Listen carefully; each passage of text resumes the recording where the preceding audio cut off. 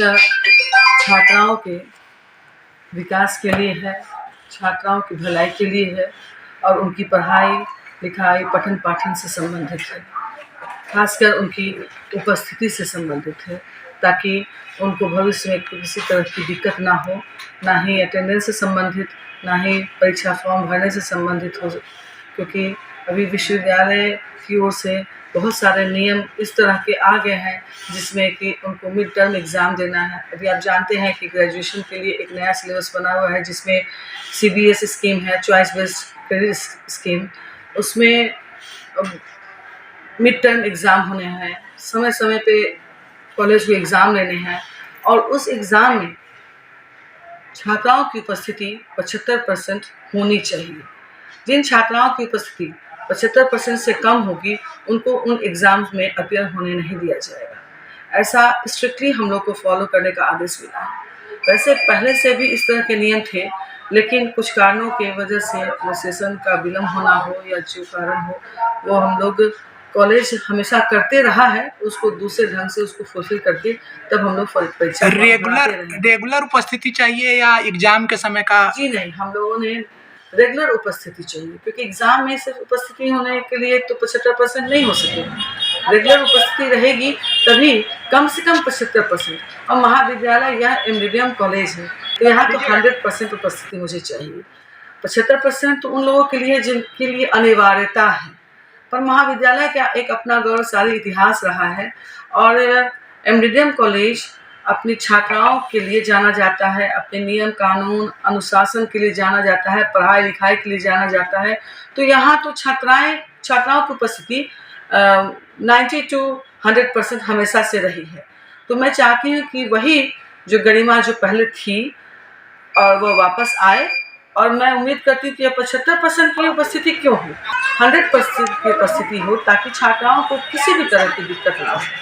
तो मैं आज इस प्रेस के माध्यम से छात्राओं और खासकर उनके माता पिताओं को यह मैसेज देना चाहती हूँ कि आप जितनी तत्परता के साथ इस महाविद्यालय का चयन करते हैं और यहाँ नामांकन के लिए उत्सुक रहते हैं, तो उसके बाद ही आपकी जिम्मेदारी खत्म नहीं हो जाती है, वहीं से आपकी जिम्मेदारी शुरू होती है।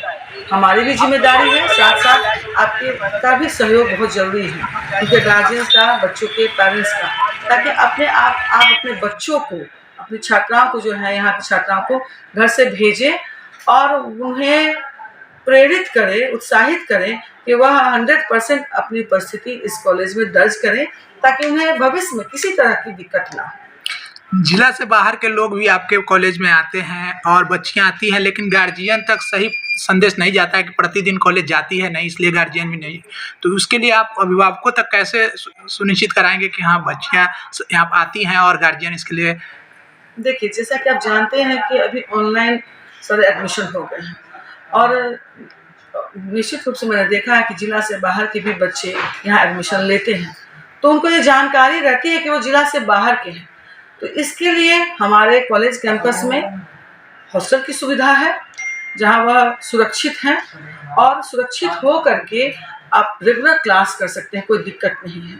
तो इसके लिए हमारे पास एक नहीं, दो नहीं, तीन हॉस्टल है, उसका मेस है, कैंटीन है। कॉलेज कैंपस में उनके जो रोज़मर्रा की जो चीज़ें उनको मिलनी चाहिए वो सारी सुविधाएं हैं, किताबें हैं, रोज़मर्रा की चीज़ें हैं। शायद ही कुछ चीज़ों के लिए उनको बाहर की आवश्यकता होती है, उसके लिए भी नियम अलग रखे हुए हैं। यहाँ स्टाफ है, वीकली उनको विथ परमिशन यहाँ के कर्मचारी के साथ, महिला कर्मचारी के साथ एक समय दिया जाता है, वो बाहर भी जा सकती हैं और पूरी सुरक्षा के साथ उनको इस तरह का मिलता है, सब चीज़ इस तरह का उनको एक तरह से फैसिलिटी मिलती है। तो जिला के बाहर के भी जो अगर बच्चे हैं तो यहाँ नामांकन जरूर उन्होंने लिया है, ले सकते हैं, और कॉलेज का कैंपस है, हॉस्टल है, वहाँ नामांकन ले सकते हैं। बच्चे जब भी यहाँ एडमिशन लिए हैं तो उनके गार्जियन को पता होता है कि वो इस जिला के नहीं हैं, वो बाहर से आ रहे हैं। तो ऐसी बात नहीं है कि उनको जानकारी नहीं है, जानकारी का अभाव है। अब बच्चा जो मोतिहारी का यहाँ एडमिशन लेगा वो हर दिन मोतिहारी से ट्रैवल नहीं कर सकता है, प्रतिदिन क्लास नहीं कर सकता है। उसके लिए तो मुजफ्फरपुर में उसको कहीं ना कहीं आवास उसका होना जरूरी है, लोकल गार्डियन हो या यहाँ हॉस्टल की सुविधा है, वहाँ एडमिशन ले और तब करें। पर चाहे जैसे भी हो, जैसे हम लोग प्रतिबद्ध हैं क्लास लेने के लिए कि बच्चा 1 आए या 100 आए, पर हमें क्लास लेना है और हमारे टीचर्स लेते हैं, तो सबसे ज़रूरी है कि बच्चे आएंगे तो क्लास में तो क्लास क्यों नहीं होगा। गांव के बच्चे में यह भी संदेश है कि कॉलेज प्रति सप्ताह में 2 दिन ही पढ़ाई होता है, बाकी दिन नहीं होता है, तो नहीं, ऐसे गलत है।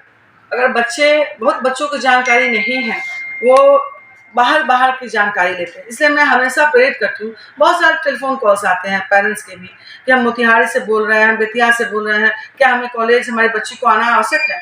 मैं उनको बोलती हूँ कि जब आप एडमिशन ले रहे हैं इस बार नए सिस्टम में, आपको रोज़ आप देखते हैं मीडिया एक ऐसे चैनल है जिसके माध्यम से गाँव-गाँव तक आपको न्यूज़ पेपर ज़्यादा बच्चे आपको मिलेंगी, क्योंकि जो बच्चे इच्छुक हैं, जो अपने सजग हैं अपनी पढ़ाई के लिए, वो रोज़ आते हैं।